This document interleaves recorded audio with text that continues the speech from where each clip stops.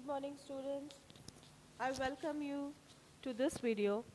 In the previous class, we were discussing about the process of formation of the company. And while we were discussing that, we came across the important documents that the company has to prepare. One among them is the Memorandum of Association, about which we will be studying today.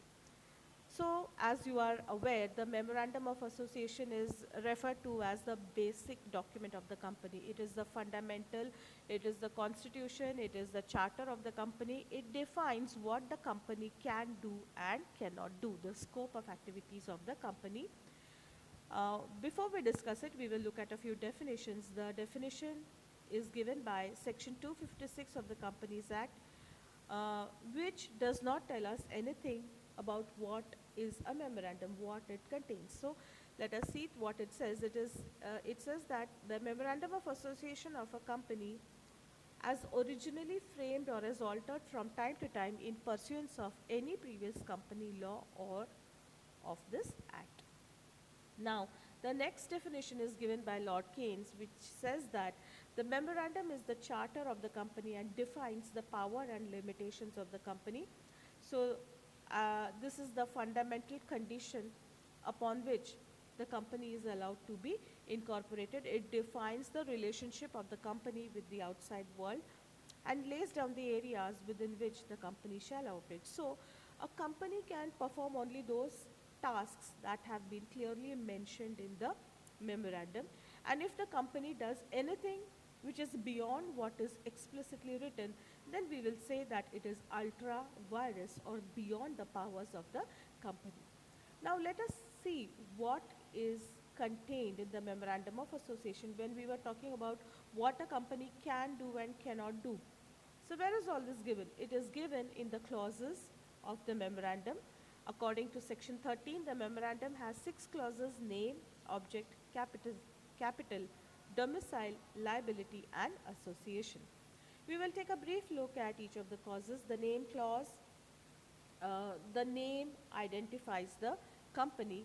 It gives it a separate identity, and a company is free to choose any name that it desires. But it has some conditions to adhere to. What are these? So according to section 2(1) of the Companies Act, the name should not be undesirable in the opinion of the central government. An undesirable name is one which is sounding similar to the name of another existing company, or that which misleads. A name which misleads, it creates some kind of an image which is not in congruity to what the company is. The name of a public limited company must end with the words limited, and a private limited company must end with the words private limited. Also, the name should not contain any emblems or seals of the government, central government. The national flag cannot be used. The seals such as the Ashok Chakra or the lion symbol cannot be used. This is under the Prevention of Improper Use of Emblems and Names Act 1950.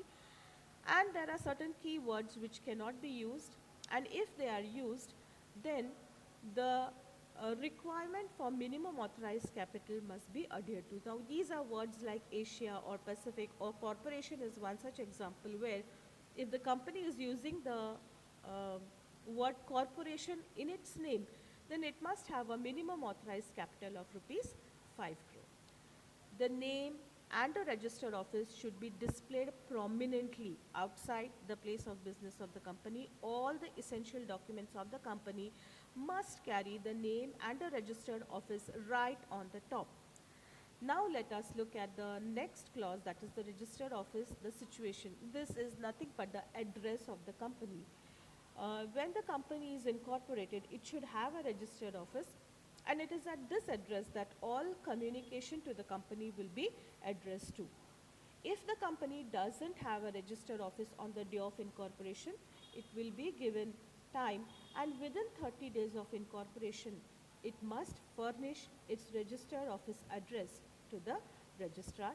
And even in case the company wants to change its registered office in future, It can do so, but it will have to inform the registrar within 30 days of the date of the change, and otherwise, for default, there is a fine of rupees 500 per day according to section 146(4). The object clause. The object clause is an important clause. This clause will actually tell what the company can do, what it cannot do. So what comes within the scope of the company, what are the activities that come within the scope of the company, and those activities that fall outside the scope. The company cannot do anything that is not explicitly mentioned in this object clause, and if it does, then that will be treated as ultra virus. So now what are the categories of the objectives? The main, the primary objective for which the company is incorporated. Incidental or ancillary objectives are those that are achieved or can be achieved while achieving the main objective. So while the main objectives are the primary objectives, the ancillary objectives are incidental to the main activities that the company is performing. They can be achieved while performing the main activities, and then there are other objectives. Now the liability clause is another important clause of the Memorandum of Association, and it states the liability of the members. We know that in a company limited by shares, the liability of the members is limited only to the value that is unpaid on the shares that they have purchased. So their liability is limited only up to the value of the shares that they have purchased, and if any amount is unpaid, then that alone is their liability. In a company limited by guarantee, uh, every member's liability shall be limited to the amount that is mentioned, the amount that he will contribute in the event of winding up of the company. And in case of an unlimited company, the liability clause need not be given in the Memorandum of Association. Now let us look at the capital clause. The capital clause basically gives the capital configuration of the company. It shows the division of the capital into different types of shares, the face value of the shares. Now, the amount that is mentioned as registered capital or authorized capital is the maximum amount of capital that a company can issue in its lifetime. It cannot issue more than that. And in case a company wants to issue capital which is exceeding its registered or authorized capital, then the object clause will have to be altered. The last clause is the association clause. It's a simple clause which is stating that the signatories to the Memorandum of Association, the signatories will be 2 in case of a private limited company and 7 in case of a public limited company. The signatories to the memorandum means those people who are signing the Memorandum of Association. They will it will be a statement which will go like that: we are desirous of forming into a company, that they are desirous of forming this company and they want to work collectively for this company as a group, and they agree to take the number of shares that have been mentioned besides their name. This is followed by the name, the address, and the occupations of the subscribers. Also remember that when these subscribers sign the Memorandum of Association, it will be in the presence of one witness. So that is all that we have for Memorandum of Association. I hope you find this video useful. In the description box, you will also find the link for the notes. So that's all from me for today. Thank you so much.